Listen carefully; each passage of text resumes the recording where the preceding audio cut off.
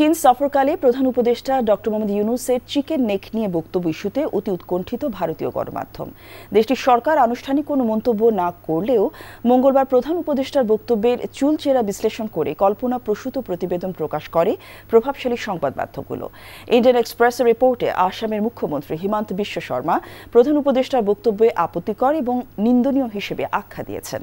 দেশটির বিরোধী দল কংগ্রেস ডক্টর ইউনূসের বক্তব্যে খুবই বিপজ্জনক হিসেবে অবহিত করেছেন। এএনআই রিপোর্টে ভারতীয় প্রতিরক্ষা বিশেষজ্ঞ প্রফুল্ল বক্সী দাবি করেন, চিকেন নেককে কাজে লাগিয়ে ভারতের শ্বাসরোধের চেষ্টা চালানো হচ্ছে।